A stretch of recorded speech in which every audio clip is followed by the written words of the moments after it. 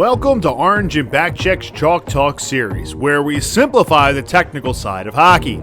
This week's lesson is goaltending. The goaltender is the most interesting position in sports because although yes, the goaltender's job is to just stop the puck, there have been more changes to the position over the last 25 years that it has made it the most technical on the ice. So to help you understand further, let's take a look at how the goaltending position has evolved. From the creation of the game, the goaltender would play what was called a stand-up style. The style is pretty much how it sounds. A goaltender would stand up and use their entire body to block the shot, staying on their feet as much as possible and rarely dropping to their knees. At one point, the NHL even banned goalies from dropping their head below the crossbar. And while they eventually changed that rule, the goaltending position started to change when Glenn Hall came into the league in 1951. The eventual Hall of Famer became the first goalie to intentionally drop to his knees and spread his arms out on low shots. This was the beginning of the butterfly style, although it did not make its largest impact until 1986, when a rookie named Patrick Waugh took the NHL by storm. Montreal Canadiens goaltending coach Francois Allaire realized that 80% of player shots were aimed at the middle or lower part of the net. Even to this day, that still holds true. He then coached Patrick Waugh to execute the butterfly style with absolute precision, and Patrick Waugh backstopped the Canadiens to the Stanley Cup in his rookie year. Waugh became an instant sensation, winning the Jennings Trophy 3 straight years for allowing the least amount of goals, and the Vezina Trophy for league's best goaltender 2 years in a row. Patrick Waugh's dominance forced goaltenders throughout the 1990s to change from a stand-up style to a butterfly, and inspired a whole generation of goaltenders to play the same way. In fact, the last true stand-up goaltender in the NHL was Martin Brodeur.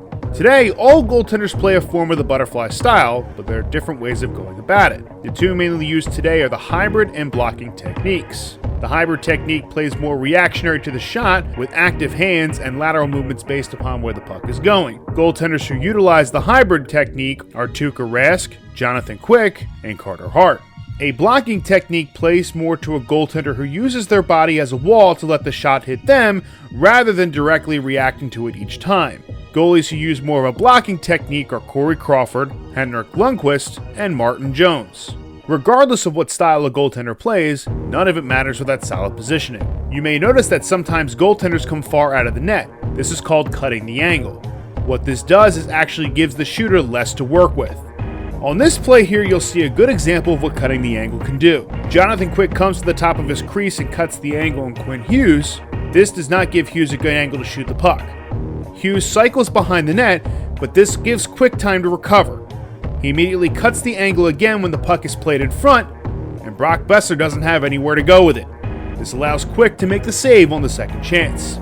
The most important part to a goaltender's positioning are their angles. A goaltender at all time needs to keep their body facing towards the puck. This is called staying square. If a goaltender does not stay square to the shot, they will find themselves in trouble very quickly. In this example, Evgeny Malkin is moving in on Brian Elliott on his backhand. Elliott responds by moving to his left but does not keep his angle as his shoulders are not fully square to the puck. This leaves the far side of the net wide open for the backhand where Malkin doesn't miss. So the question becomes, if goaltenders play the butterfly the right way and have good positioning, what makes the difference between an average and an elite goaltender? Believe it or not, it's skating. A goaltender must be the best technical skater on their team. Watch this play with Brian Elliott against the Islanders this year. While facing a 2-on-1, Leo Komarov gets close to the net, but Elliott doesn't give him anywhere to go. Komarov goes for the pass, but Elliott does not properly load his leg, leading him only to turn his body because of a lack of power. On a similar play, Jets forward Mark Scheifele receives a pass from the point man, but Nashville's Pecorine takes away the angle, and Scheifele doesn't have anywhere to go with it.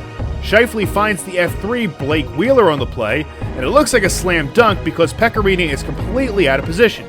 However, if you look closely, you will see that Rene has loaded up his right leg, and with a hard push to the left, is still able to make the save. Another point of skating which separates goaltenders is their shuffling. This allows goaltenders to continue following the play while putting themselves in position to make second and sometimes third saves. Watch Carter Hart here against Connor McDavid. He continues to shuffle to his right after the initial shot, which allows him to make the second and the third save. Jonathan Quick also gives a great example as he makes the initial save here and continues to follow the play by shuffling to his right, eventually getting his pad on him. So the next time you're watching, you may see a goalie flash to the leather like Carter Hart here, But keep in mind, without good skating, saves like these won't be possible. That's all for Chalk Talk. We'll see you next time.